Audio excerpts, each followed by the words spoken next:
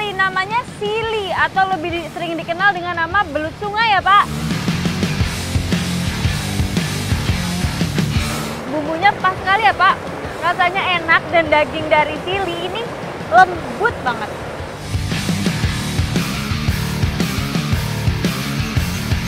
Walaupun untuk mencapai ke sini tidak mudah, tapi benar-benar terbayar.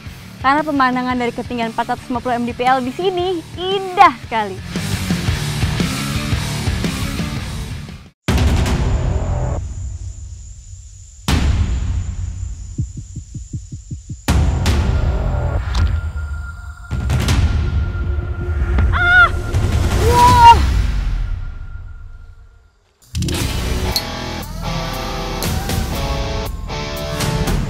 Saya membahas gimana caranya bisa berdiri tali, tapi ternyata untuk duduk di atas tali saja tidak semudah kelihatannya.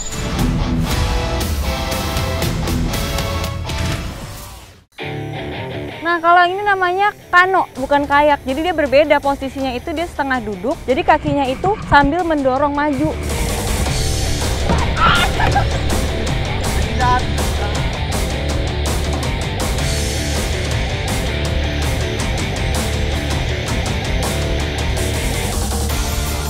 Mana? Tuh, oh iya, itu. Di situ tuh. Oh, tuh yang bergerak tuh. Tuh.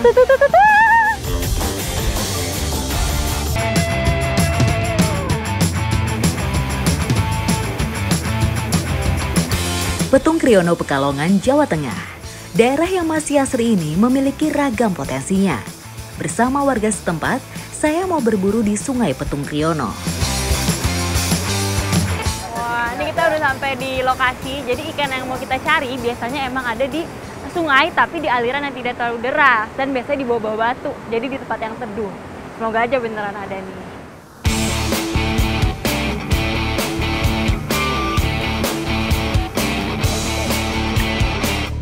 Dapat! Wah! Lihat Pak!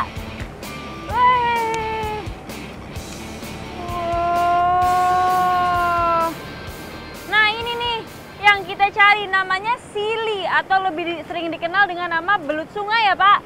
Wah!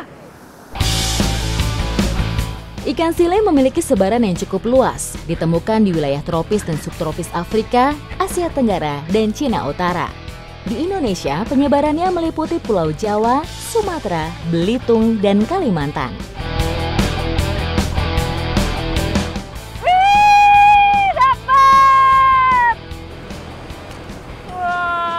Berbeda dari belut pada umumnya, sili ini ukurannya kecil. Paling panjang aja ukurannya hanya 25 cm ya Pak.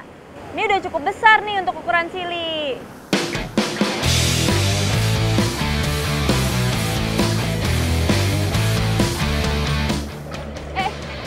Pak, dapat Pak! Dapat! Wah, ini emang waktu yang paling tepat untuk mencari sili ini adalah saat terang, berbeda dengan untuk mencari belut.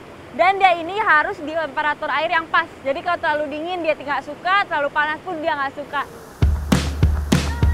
Ikan sili dipercaya punya rasa yang enak dan tekstur yang lebih lembut dari belut.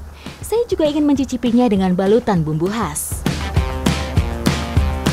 Wah, ini kata Bapak rasanya lebih enak dari belut biasanya. Saya jadi penasaran nih, mau langsung kita olah ya Pak? Ikuti jejak saya, Jejak Petualang.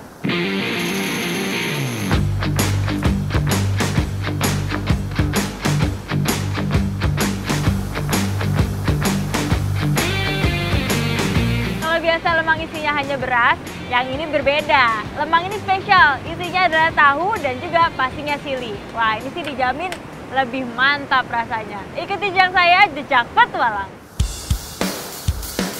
Sebelum diolah, tentu sili harus dibersihkan terlebih dahulu. Kemudian bumbu diracik hanya dengan campuran rempah dan penyedap lainnya.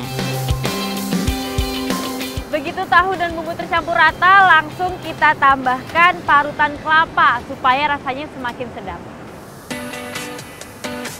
Bumbu dan sili yang sudah siap dimasak kembali dibalut dengan daun pisang. Setelah lemangnya kita taruh di atas api, atasnya kita taruh lagi bahan-bahan kayu bakar supaya lemangnya terbakar di dalam apinya. Cara memasak lemang menjadi pilihan karena terbilang mudah dan sederhana. Tak jarang digunakan warga setelah beraktivitas di sungai. Ini udah belum, Pak? Yang ini udah belum? Satu lagi ya? Udah juga. Ini karena emang apinya bagus banget, jadi matangnya pun cepat. Kita bisa langsung cepat-cepat menikmatinya.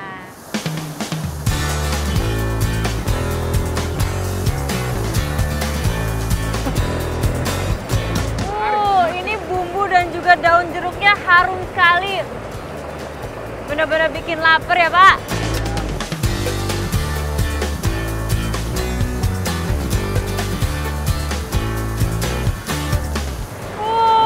Begitu dibuka aromanya semakin semerbak.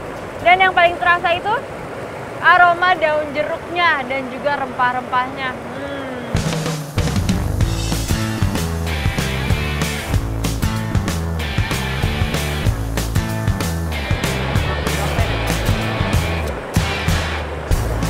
Ini benar-benar bumbunya pas sekali ya, Pak. Rasanya enak dan daging dari sili ini lembut banget. Ikan sili mengandung banyak protein dan asam amino, sangat baik dikonsumsi agar otak bekerja lebih optimal. Kandungan lemak tak jenuhnya ternyata sangat mampu membantu dalam peredaran tubuh sehingga dapat membantu menurunkan kolesterol. Sebenarnya hampir setiap daerah di Indonesia punya lemangnya masing-masing, isinya pun berbeda-beda. Tapi yang ini salah satu favorit saya nih. Ikuti jejak saya, jejak petualang.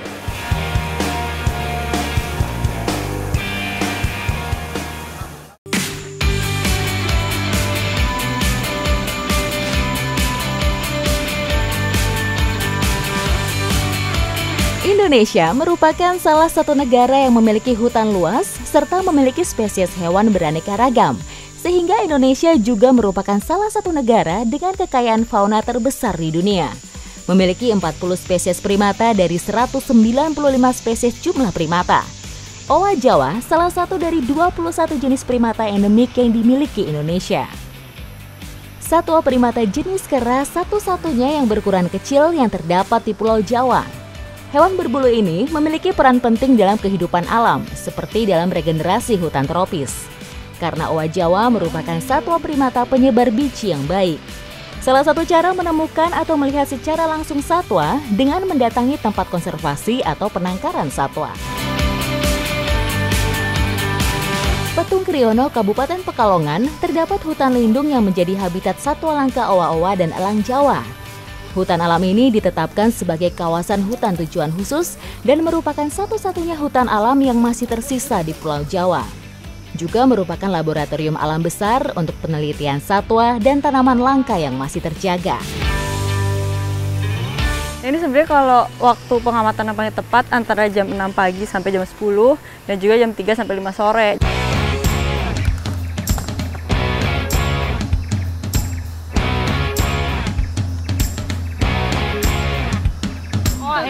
Mana?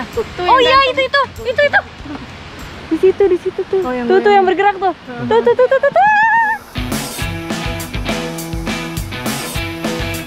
Nah, jadi setiap kita menemukan satwa, langsung dicatat. Lokasinya di mana, waktunya di mana, yang pastinya itu untuk men-tracking ya. Iya. Owa Jawa sangat jarang turun ke permukaan tanah dan menggunakan sebagian besar waktunya di tajuk pohon bagian atas. Sehingga kelangsungan hidupnya tergantung pada pohon sebagai pelindung dan sumber pakan. Nah, ini karena emang matahari udah keluar, jadi begitu kita melihat ada pergerakan dahan, si owanya ini tidak langsung bergerak lagi. Bisa aja dia langsung bersembunyi di balik daun-daunan, karena kalau sudah panas seperti ini biasanya owa juga berjemur. Jadi emang kegiatan dia bukan cuma hanya mencari makan, tapi juga untuk menghangatkan diri. Primata ini hidup dalam sistem organisasi sosial monogami, yaitu hanya hidup dengan satu pasangannya saja bersama dengan 1 hingga 2 individu anak. Dengan demikian, satu kelompok owa Jawa berjumlah sekitar 3 hingga 4 individu. Gemes banget ya, Mbak. Kembul, lucu banget. Agak gede yang ini. Nah, itu kira-kira jantan betinanya nggak tahu ya, Mbak? Kalau secara fisiknya dia nggak bisa diidentifikasi jantan dan betina sih, maksudnya perbedaannya tuh kayak samar gitu. Tapi kita bisa dengar dari suaranya ya. Nah, kita di sini bukan hanya mau melakukan pengamatan oa, tapi kita juga akan mencari tanaman yang bermanfaat bagi masyarakat sekitar maupun oa itu sendiri. Ikuti jejak saya, jejak petualang. Kopi dan konservasi, dua kata yang mengantarkan pada kelestarian alam di Desa Soko Kembang, Kecamatan Petung Kriono, Kabupaten Pekalongan. Kebun kopi milik warga dibiarkan tumbuh alami di antara sisa-sisa hutan tropis seluas 3.000 hektar. Hutan lindung Petung Kriono menjadi surga bagi beberapa satwa endemik seperti oa Jawa, lutung, surili, dan elang Jawa. Nah ini nih kenapa disebut dengan nama kopi oa, karena emang pohon-pohon kopi ini ditanam di habitat oa. Dan berbeda dengan kopi biasanya, kopi oa ini pohonnya tinggi-tinggi. Kalau biasanya paling ya kurang lebih sekitar 1,5 meter sampai 2 meter, di sini bisa tinggi sekali.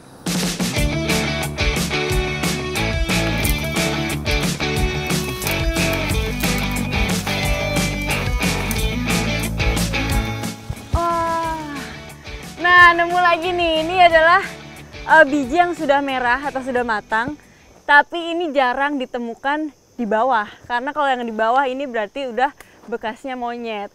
Tapi nggak apa-apa, justru rezekinya kita nih.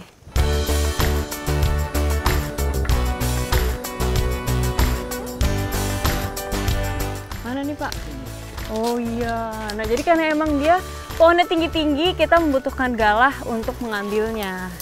Dan monyet dan oa setelah mereka makan biji kopi ini, kotorannya jika mengandung biji dipercaya bisa tumbuh lagi ya Pak? Ya.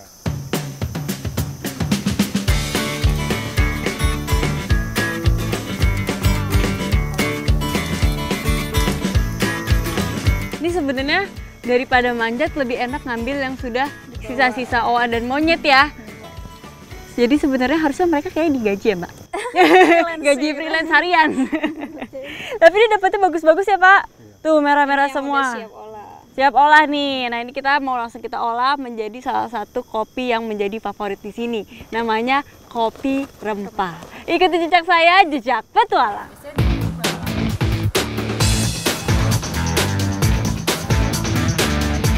Sebelum dinikmati, tentu biji kopi harus melalui serangkaian proses. Untuk membuat berbagai kopi rempah ini juga tak sulit. Cukup mencampur bubuk kopi favorit dengan tambahan rempah aromatik. Yang namanya kopi rempah udah pasti rempahnya harus lengkap dong. Mulai dari jahe, kapulaga, pala, kayu manis, cengkeh, sampai pandan.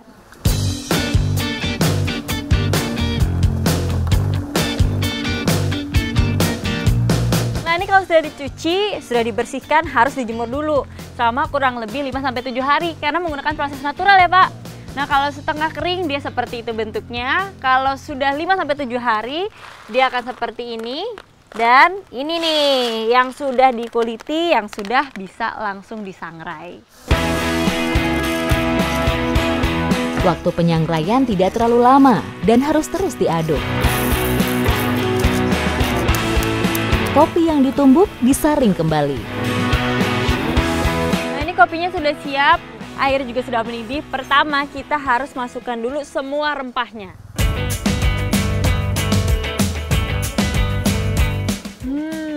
Ini baru dimasukkan sebentar aja, aromanya langsung mantap. Nih Pak, diaduk dulu.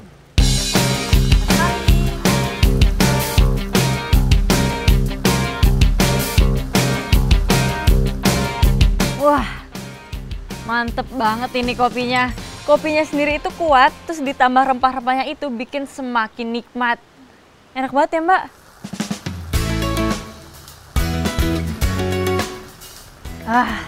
Ini bukan cuman enak, tapi jahenya itu bener-bener menghangatkan tenggorokan dan tubuh.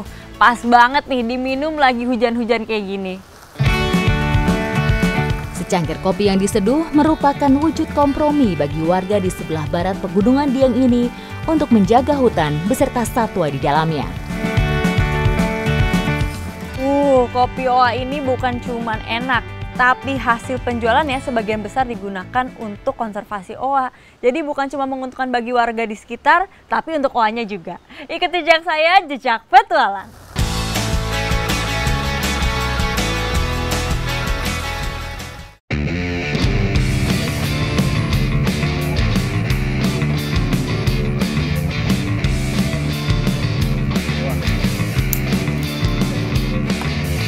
Menguji adrenalin menjadi kegemaran para petualang. Banyak kegiatan yang bisa diikuti untuk menguji keberanian.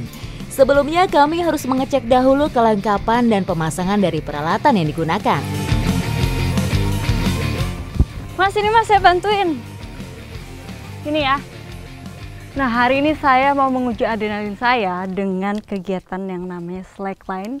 Dan juga kita akan memasang, apa Mas namanya? SpaceNet. SpaceNet. Ikuti jejak saya, jejak petualang. SpaceNet atau bermain dengan tali yang dibentuk seperti anyaman. Karanggemantung di Desa Kebutuh, Kecamatan Pagedongan, Banjarnegara berada di atas bukit. Dinamakan Karanggemantung karena karang-karang di atas bukit ini terlihat seperti bergelantungan. Menjadi pilihan tepat karena pemandangan landscape alamnya sangat indah. Lokasi tebing Karanggemantung ini tepat sekali nih untuk memasang SpaceNet. Karena biasanya memang digunakan untuk istirahat saat main slackline dan juga bisa digunakan untuk menikmati keindahan dari ketinggian.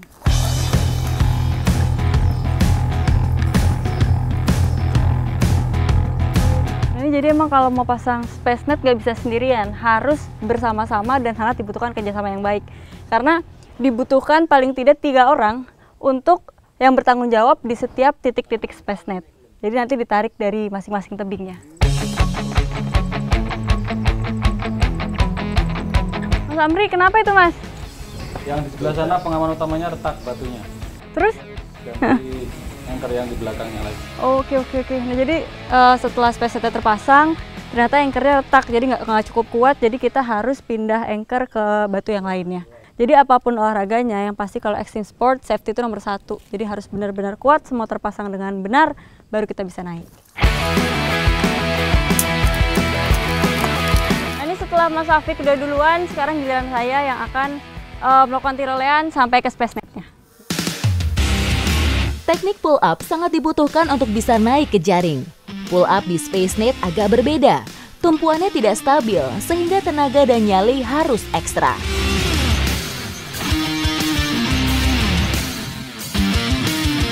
Walaupun untuk mencapai ke sini tidak mudah, tapi benar-benar terbayar.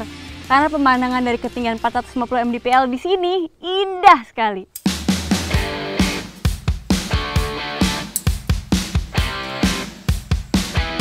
SpaceNet menjadi cara baru menikmati ketinggian dengan lebih santai. Bentuk SpaceNet terinspirasi dari laba-laba yang di jaringnya.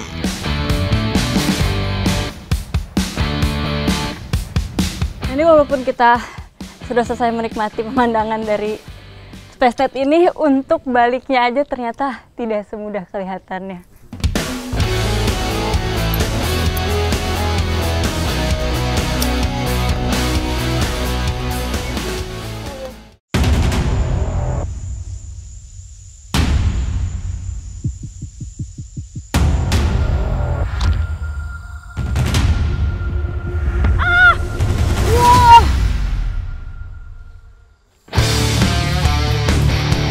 Highline, olahraga berjalan di seutas tali pipih berdiameter 2-3 cm dengan ketinggian lebih dari 10 meter.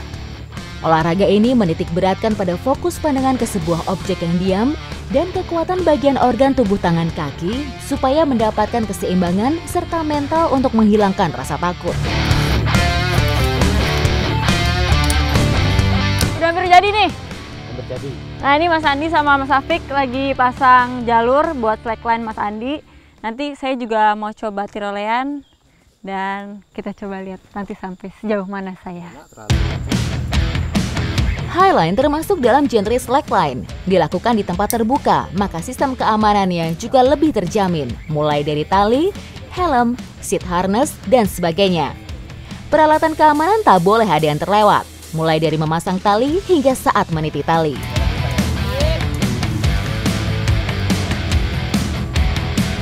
Dalam highline ada beberapa teknik yang dimainkan. Melakukan manuver dinamis dengan menggerakkan seluruh bagian tubuh dengan cepat atau back bounce.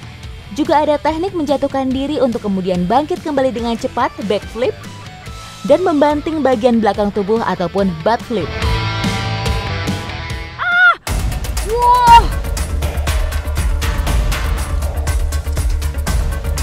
Itu yang namanya restall. Jadi berbeda sama tali pengaman yang biasanya itu lebih pendek. Kalau least fall karena dibutuhkan untuk berdiri jadi lebih panjang. Tapi emang jadi pas saat jatuh jadi lebih ekstrim juga fallnya. Tyrolean Traverse merupakan metode yang digunakan untuk menyeberangi satu titik tinggi ke titik lainnya.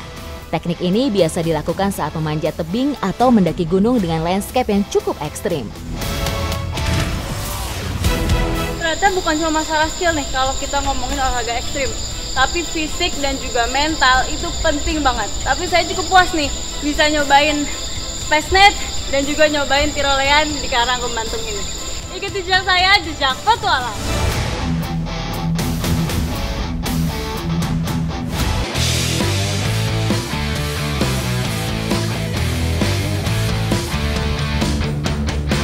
Petualangan saya berlanjut mengikuti ragam aktivitas yang ada di Desa Penggarit Pemalang. Salah satunya bermain kano. Nah, kalau ini namanya kano, bukan kayak. Jadi dia berbeda posisinya, itu dia setengah duduk. Jadi kakinya itu sambil mendorong maju untuk menambah kecepatan dari dayungannya. Olahraga dayung seperti kano memang sangat baik untuk mengencangkan lengan dan membentuk otot. Sebab saat kita berusaha mendayung sampannya, otot-otot lengan akan bekerja. Nah, ini salah satu aspek yang paling sulit adalah keseimbangan. Itu butuh waktu sampai berbulan-bulan ya Mas? Iya. Untuk bisa menguasainya. Jadi saya duduk di bagian depan, yaitu yang bertugas mendayung, dan Mas Hasan bakal di belakang yang akan menyeimbangkan. Saya penasaran untuk mengayun dayung dan merasakan sensasi berkano di air yang tenang.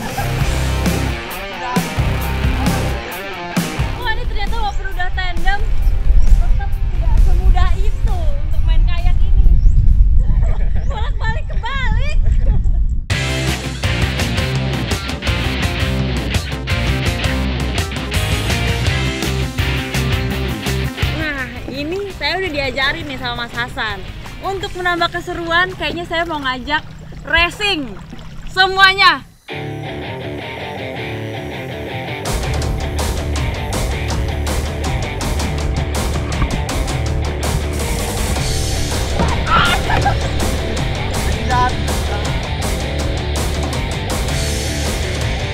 Wah, ini lagi-lagi, apalagi mau ngebut harus kompak dayungnya antara depan sama belakang. Kalau enggak, ya kebalik lagi kayak gini.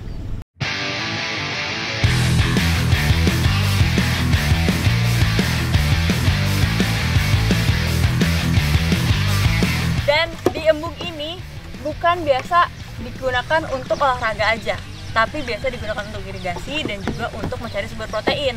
Nah, kita mau cari sumber proteinnya habis ini. Ikuti jejak saya, jejak petualang.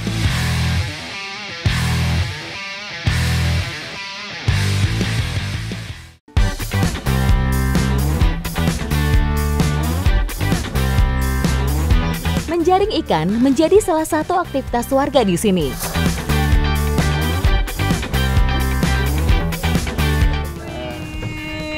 Gede loh Pak. Iya. Dapat nih sekali lempar langsung dapet. Walaupun satu tapi gede nih ikan nila. Iya. Ayo Pak, kita jaring lagi nih, kita taruh mana nih Pak ikannya?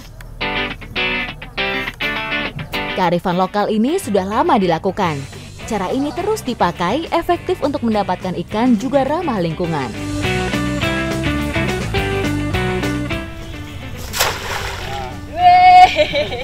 Jadi emang ngelemparnya harus sepenuh hati ya Pak, biar jauh dan semoga aja ikannya ketangkap. Tinggal lempar. Mana Pak? Lempar mana?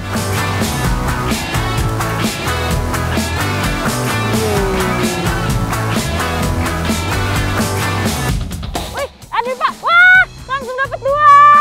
Wih, langsung dapat 2 loh. Wah, emang keren nih Bapak.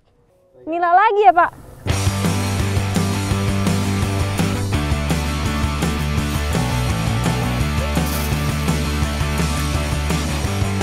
Tarik Pak. Wih, ada nih Pak. Pak ada. Dapat nih Pak. Wih. Wih, langsung 3 loh. Wah, nila lagi ya nih Pak.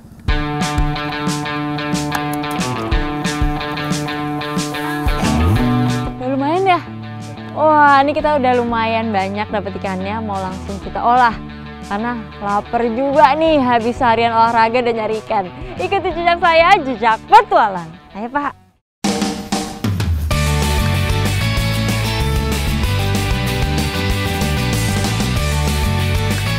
Ikan nila disukai karena dagingnya enak dan tebal, seperti daging ikan kakap merah. Oh, udah Pak? Udah. Sip, kita olesin aja nih. Kalau udah siap ikannya, bumbunya sudah siap, langsung aja kita oles sebelum kita bakar. Ikan air tawar bisa diolah dengan cara apapun, mulai dari digoreng, dibakar, dimasak kuah, hingga dikukus. Bumbu yang digunakan terlihat sederhana, tapi mampu menghasilkan rasa yang menggugah selera. Wih, mantep nih. Sudah matang, mau langsung kita icip-icip. Ayo Pak.